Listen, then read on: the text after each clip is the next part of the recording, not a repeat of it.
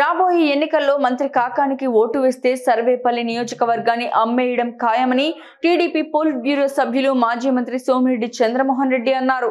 పొదలకూరు మండలంలోని ఎర్రబల్లి గ్రామంలో నిర్వహించిన బాబు షూరిటీ భవిష్యత్తు గ్యారంటీ కార్యక్రమంలో ఆయన పాల్గొని ఇంటింటికి వెళ్లి టీడీపీ మేనిఫెస్టో పత్రాలను అందించారు. ఈ సందర్భంగా బత్తల అంజయ్య ఆధ్వర్యంలో 25 కుటుంబాలు వైసీపీ పార్టీని వీడి టీడీపీ తీర్థం పుచ్చుకున్నారు.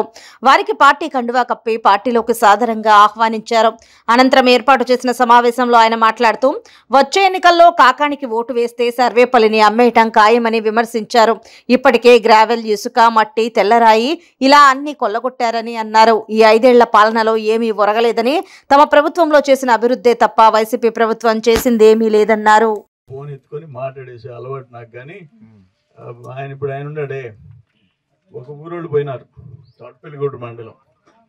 మీకు ఎందుకు పని చేయాలా, నాకు ఓట్లు తక్కువ వచ్చినాయి అటు అనుకుంటే నాకు 2009 ఓట్లు తక్కువ వచ్చినాయి. పొదలకూరు మండలం 14 తక్కువ వచ్చినాయి, 19 తక్కువ వచ్చినాయి. పొదలకూరు మండలం లిఫ్ట్ ఇరిగేషన్ ఎందుకు తేవాలి నేను? పొదలకూరు మండలం దక్షిణకాలం ఎందుకు తేవాలి నేను? పొదలకూరు మండలంకి 4,90,00,000 పెట్టి వాటర్ ప్లాంట్ ఎందుకు తేవాలా? పొదలకూరు మండలం అన్నా క్యాంటీన్ ఎందుకు పెట్టించాలా? పొదలకూరు మండలంలో 24 నిమ్మకాయల కోట్లు పెట్టి యాడ్ ఎందుకు కట్టించాలా? పొదలకూరు మండలంలో ఐటీఐ కాలేజ్ ఎందుకు పెట్టించాలా? పొదలకూరు మండలంలో పొదలకూరులో పాత హాస్పిటల్ పగలు కొట్టించి అప్గ్రేడ్ చేసి కొత్త హాస్పిటల్ మీకోసం ఎందుకు కట్టించాలా? ఇవన్నీ చెరువు కట్టలు, దక్షిణ కాలువ. నేను ఓడిపోయా 3 సార్లు పొదలకూరు మండలం మైనస్. ఎందుకు చేయాలా? అది తలరాతలు. బట్ పబ్లిక్ లైఫ్లోకి, రాజకీయాల్లోకి వచ్చిన తర్వాత ప్రజలకి ఏం చేయాలా, రైతులకి ఏం చేయాలా, పేదోళ్ళకి ఏం చేయాలనే తపన ఉండాలి. కానీ ఎవరిని జైలుకి పంపించాలా, ఎవరి మీద తప్పుడు కేసులు పెట్టాలా?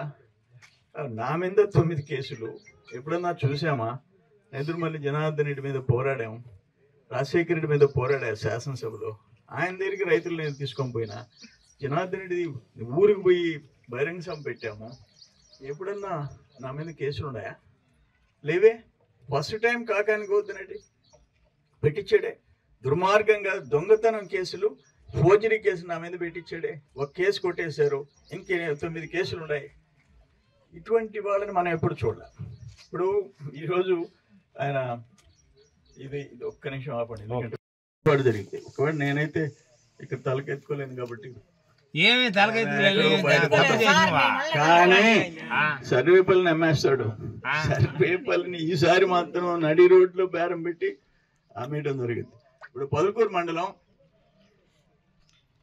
నేను అడిగింది ఏంటంటే, అదే తల్లి నేనేం అడిగానంటే, నువ్వు పట్టాలు ఇస్తున్నావు కదా 1000 ఎకరాలు, గ్రామసభ పెట్టు, గ్రామసభ పెట్టు. ఎవడు మీ తాత సొత్తిస్తున్నారా? రమణారెడ్డి నాయన సొత్తిస్తున్నావా? ఎంఆర్ఓ తాత సొత్తిస్తున్నాడా? మనం పోయినాం ఆఫీస్కి, ఏమనుకుంటున్నావు నువ్వు అని. బత్తలపల్లిలో ఒక గుమస్తాకి 14 ఎకరాలు 80 సెంట్లు ఆయన మరదలు కోట్లో ఉంటే ఆమె పేరుతో 4 ఎకరాలు చిల్లరా.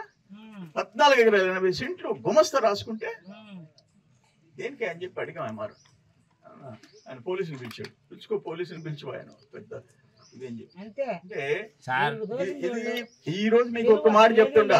ఆయన చెప్పి ఉండమ్మా, ఆయన చెప్పే 7,000 ఎకరాల్లో, ఆయన చెప్పే 7,000 ఎకరాల్లో భారీ కుంభకోణం దాగుంది. ఇప్పటికే 2 ఎంఆర్ఓలు సస్పెండ్ అయినారు. మనం వచ్చి ఉండదమ్మా ఒక్క నిమిషం. మనం వచ్చిన తర్వాత వదిలిపెట్టే ప్రసక్తిలా. ఎవరి భూములైతే సాగు చేసుకుంటుంటే అన్యాయం జరిగిందో తాట తీసి తిరిగి వాళ్ళకి అప్పచెప్పిన దాకా, రైతులకి గ్రామస్తులకి అప్పచెప్పిన దాకా వదిలిపెట్టే ప్రసక్తి లేదని చెప్పి తెలియజేసుకుంటూ, ఇప్పుడు తెలుగుదేశం నిన్న పవన్ కళ్యాణ్ గారు, బాబు గారు కూర్చున్నారు. 2 కలిసిన తర్వాత ఒక ప్రభంజనం. దాంట్లో ఎలాంటి అనుమానం లేదు. భారీగా మనం అధికారంలోకి వస్తున్నాం. వస్తే ఫస్ట్ మనం ఇప్పటికే అనౌన్స్ చేసిన మొదటి ఇదేంటంటే 18 ఏళ్ళు నిండిన స్త్రీకి మన ఇంట్లో ఒక ఆడబిడ్డ ఉన్న నెలకు 1,500, సంవత్సరానికి 18,000 రూపాయలు. అంటే 2 ఉంటే 36,000. పిల్లలు చదువుకునే ఉంటే మాట్లాడుతుంటే నీకే మైక్ ఇస్తా, నువ్వు మాట్లాడు. వాళ్ళకి 15,000. అట్నే కిచెన్ సంవత్సరానికి 3 గ్యాస్ సిలిండర్.